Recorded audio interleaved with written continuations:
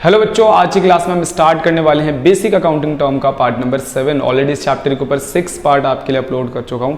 अगर आपने वो नहीं देखा तो वो भी देख लेना। कई इंपॉर्टेंट वर्ड हम उन पार्ट्स के अंदर कवर कर चुके हैं। आज की क्लास में हम इसका पार्ट नंबर 7 पढ़ने वाले हैं और पार्ट नंबर 7 में भी इस चैप्टर के कुछ इंपॉर्टेंट वर्ड्स मैं आपको कवर करवाने वाला हूँ। सबसे पहले बैड डेप्ट, उसके बाद इंसॉल्वेंट और सोल्वेंट। बैड डेप्ट, बैड का मतलब बुरा होता है, आपको पता ही होगा। डेप्ट मतलब कर्जदार, यानी कि कोई ऐसा कर्जदार जो हमारे पैसे लेकर भाग गया, या कोई ऐसा कर्जदार जो किसी भी वजह से हमारे पैसे नहीं दे रहा है, तो इसे हम लोग कहते हैं बैड डेप्ट।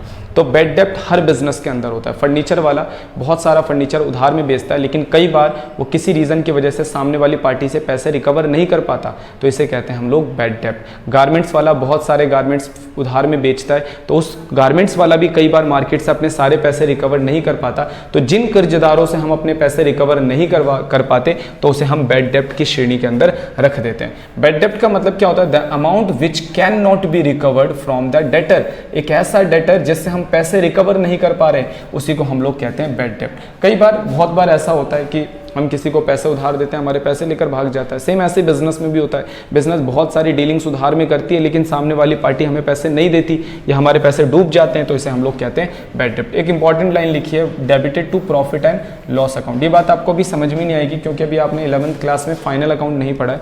तो याद रखेंगे कि एक अकाउंट होता है जिसका नाम होता है प्रॉफिट एंड लॉस अकाउंट। इसके अंदर सारे खर्चे और सारे लॉस इसी डेबिट साइड में आते हैं। इसका डेबिट साइड होता है, ये क्रेडिट साइड होता है। तो ये जो होता है ना बैड डेप्ट, ये बैड डेप्ट भी एक तरीके का लॉस होता है। तो लॉस हमेशा P&L अकाउंट के डेबिट साइड में आता है, यही बोल रहा है वो। Debited to profit and loss account, profit and loss account में से डेबिट किया जाता है। एक और इंपॉर्टेंट वर्ड हमारे सामने आ रहा है, इंसॉल्वेंट। इंसॉल्वेंट के अंदर क्या होता है कि बंदा आपके सामने है पर आप उससे पैसे नहीं ले सकते। अगर कोई इंसान अपने आप को कानूनी रूप से घोषित कर दे कि भाई मेरे पास अब एक भी रुपए नहीं है, मैं किसी कर्जदार के कोई पैसे नहीं चुका सकता। देखो ये रूल है, अगर आपके कर्जा कोई आपका नहीं चुका रहा है तो आप उसे जान से तो मार नहीं सकते या उसको आप फांसी पे चढ़ा दो, ऐसा तो नहीं हो सकता।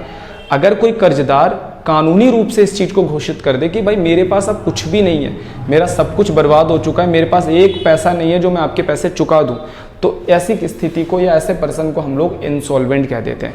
अगर कोई ऑर्गेनाइजेशन ये प्रूफ कर दे कि मेरे पास कोई डेप्ट मैं चुका नहीं सकता, मैं इस एबल नहीं हूँ कि मैं कोई भी डेप्ट चुका सकूँ, मेरे पास इतना पैसा नहीं, मेरे पास कोई एसेट्स नहीं है, तो उसे हम लोग कह देते हैं इंसॉल्वेंट। आपने एक मूवी भी देखी होगा शिवाजी द बॉस, उसमें वो क्या हो जाता है, इंसॉल्वेंट हो जाता है। तो लास्ट में उसकी वॉच भी उतार लेते हैं, उसकी गाड़ी भी ले लेते हैं, उसका घर भी ले लेते हैं। तो ऐसे हम कहते हैं इंसॉल्वेंट। हिंदी में से कहते हैं कंगाल हो जाना, ठीक है। तो इसे हम लोग क्या कह देते हैं, इंसॉल्वेंट कह देते हैं। इसे हम लोग बोल देते हैं भाई, हिंदी में बोलते हैं कंगाल हो गया।